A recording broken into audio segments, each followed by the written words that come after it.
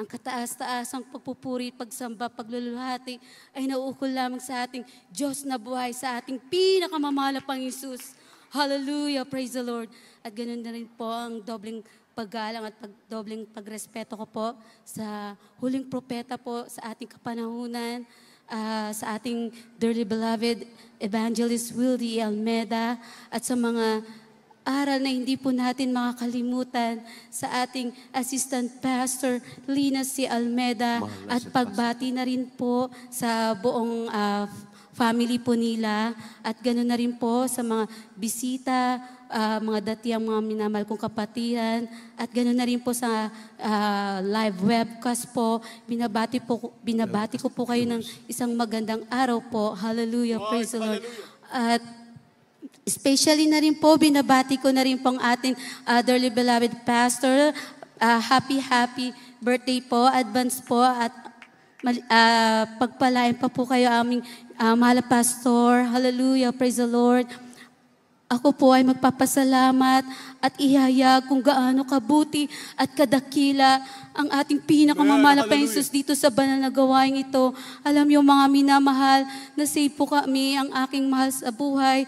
1989 po, mga panahon na po yun, nasa kabataan po namin, aming magkakapatid, nakita ko po na ang aking mahal na ina po, alam niyo mga time na yun, mga minamahal, nakikita ko po ang paghihirap ng aking mahalina dahil siya po ay nagdadanas po ng isang karamdaman na na-infect na po ang kanyang maselang part, mga minamahal.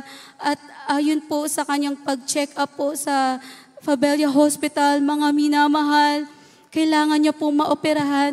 Kung hindi po siya maoperahan, pwede po niya ito ikamatay, mga minamahal.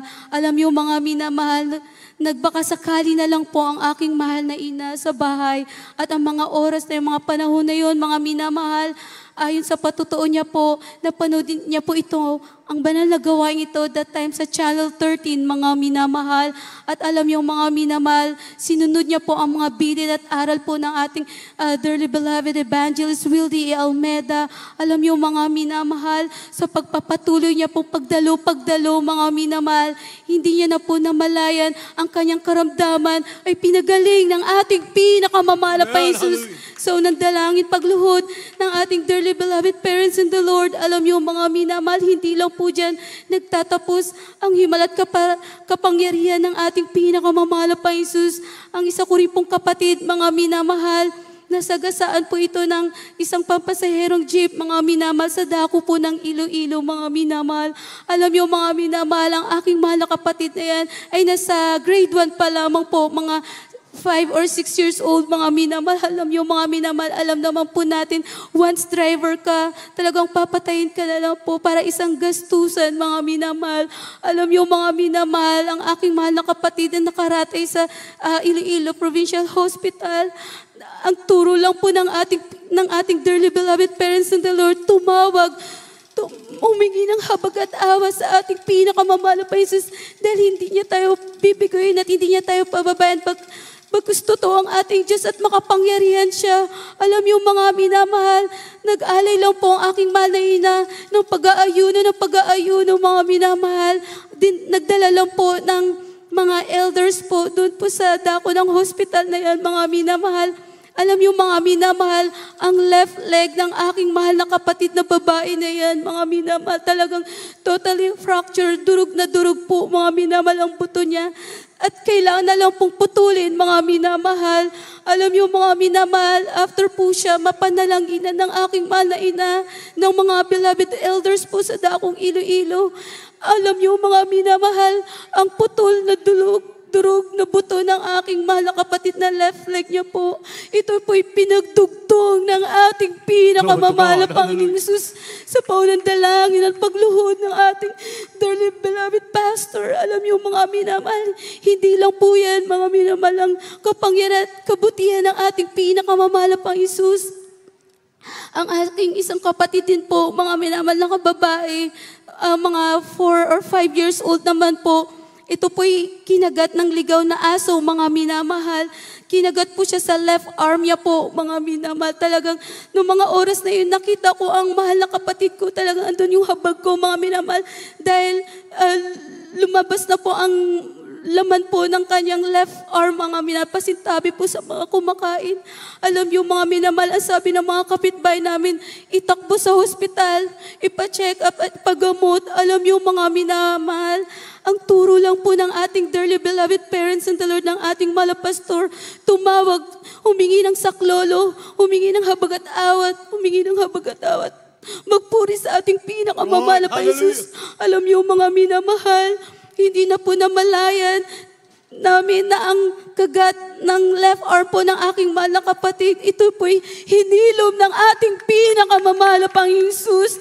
Walang gamot, walang medisina, hindi man lang nakapunta ng hospital, ngunit ito'y pinagaling ng ating pinakamamahal na Panginoong Jesus. So, nadalangin ng ating dearly beloved pastor.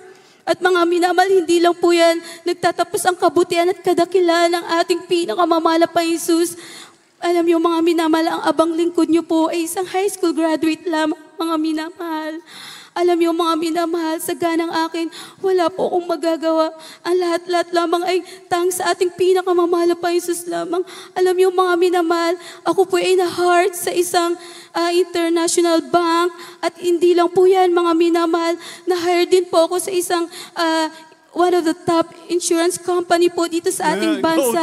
At hindi lang po yan mga minamahal, na-hire din po ako ng isang health card company po dito sa ating bansa. Alam niyo mga minamahal, sa ganang akin wala po akong magagawa. Ngunit ang ating pinakamamahal na Jesus ay dakila. Ang kanyang kabutihan, ang kaganyang kagandahang loob, ang mga pagtugon ng panalangin, hindi man kami karapat-dapat. Alam niyo mga minamahal, isa pa po, napasalamatan ko rin po.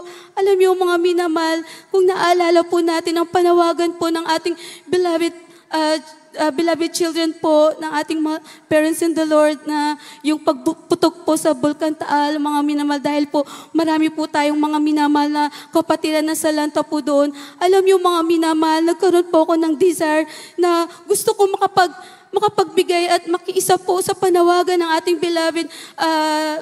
beloved, sa beloved Almeda children, mga minamahal. Alam niyo mga minamahal, andun po yung mga katrabaho ko po, mga kaibigan ko po, dahil meron po silang mga organization na magbibigay or magdodonate ng mga food at kahit ano po mga minamahal. Alam yung mga minamahal, yung desire ko lang po na makatulong, makapagbigay ng blessings. Alam yung mga minamahal, isang araw po sa bahay po namin, may isang courier po na pumunta, mga minamahal, na nagsasabi na cheque po para po sa akin. Alam niyo mga minamahal, hindi po ako makapaniwala, mga minamahal. Alam niyo mga minamahal, nung binuksan ko po yung sobre, isa po siyang cheque, mga minamahal. At alam niyo mga minamahal, alam niyo po, agad-agad ko po to binigay dito po sa beloved children. At hindi lang po yun mga minamahal, dinagdagan ko pa po sa sobrang kaligayahan ko, mga minamahal. Salamat sa ating pinakamamahal na Jesus sa mga pagtugon ng panalangin. Alam niyo mga minamahal, tunay na napakabuti, napakadakila na ating pinakamamahal na Jesus, at tunay na sugo ang ating dearly beloved pastor na hindi kanya gagawing ulo, hindi kanya gagawing butot, bagkus gagawing kanyang ulo. Na totoo ang pagbibigay, mga minamahal, na susi ng pagpapala. Alam niyo mga minamahal, ngayon po ang aking malay na kahabagan po, siya po ngayon ay ginagamit na bilang mga awit po sa dako ng Iloilo Outreach. Hallelujah, praise the Lord. Hallelujah. Ngayon po mga minamahal, kahabagan po ang aking malay na ginagamit po siya bilang mga awit po sa dako ng Iloilo, mga minamahal. Taglay ang kalakasan, nagmumula sa ating pinakamamahal na Jesus. At ganun din po ang aking mahal na kapatid na kinagat ng aso. Ngayon po, kahabagan din po na naglilingkod na rin po sa ating pinakamamahal na Jesus. At ganun din po ang isang kapatid ko na sagasaan po, mga minamahal. Kahabagan po ay nagpapakainit po sa dakong Iloilo na naglilingkod sa ating pinakamamahal na Jesus. Kaya pinasasalamatan ko puso ang ating pinakamamahal na Panginoon sa mga financial na pagpapalang material, sa pagpapalang pisikal, higit sa lahat, sa pagpapalang espiritual. Kaya naman, ang kataas-taas, ang kapurihan, pagdadakilang, pagpaparangal ay nauukol lamang sa ating Diyos na buhay, sa ating pinakamamahal na Panginoon Jesus.